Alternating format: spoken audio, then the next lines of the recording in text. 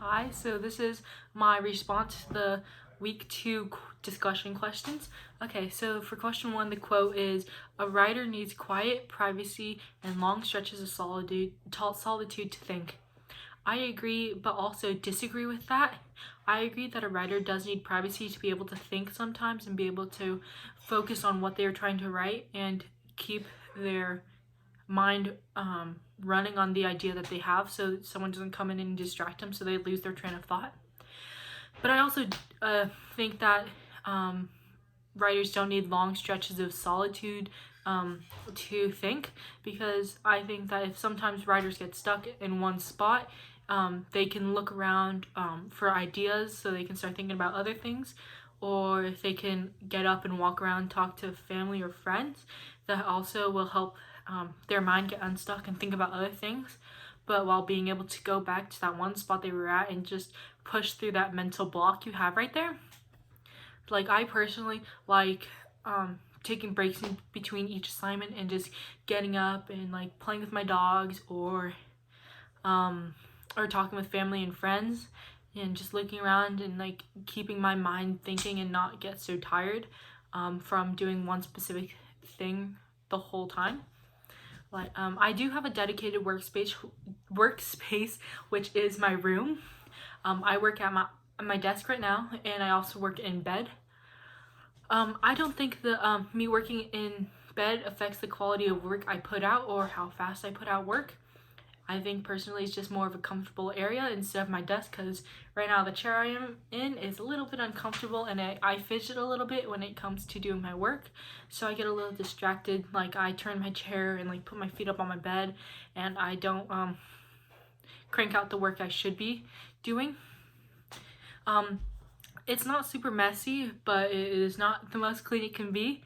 On my desk, what I have are like binders from other classes, or like notebooks from notes I take from other classes. I have my hydro flask because I absolutely love drinking water, and like I have a clock to tell what time it is, and I have a lamp to keep it bright. And I have a mug of pens and pencils and like scissors. So all school related. I also keep my computer on my desk. Nothing's too specific or special about the things I have on my desk, but it's more things that I prefer to have, like my hydro flask. I always have my hydro on hand because I love drinking water, and I love just being able to have that accessible to me. And I always keep my computer on my desk in arm's reach, because I am doing school online, and so that's really important. I always have my phone with me because I am even recording this video on my phone right now. So yeah, I don't think it's anything too specific or special, but stuff that I like to have.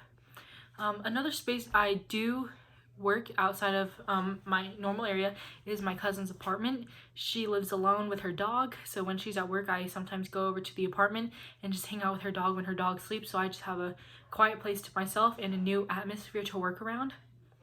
So it's easier for me not to have to worry about anyone else, but also being able to have my own room and spread out all my stuff. Let's see.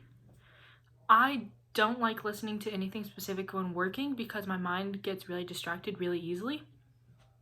Like, when it comes to reading things, I cannot listen to anything else other than me reading, because I have to have it silent, because in my mind I'd wander off, and like, if I was listening to a song, I'd think about the lyrics instead of what I'm reading.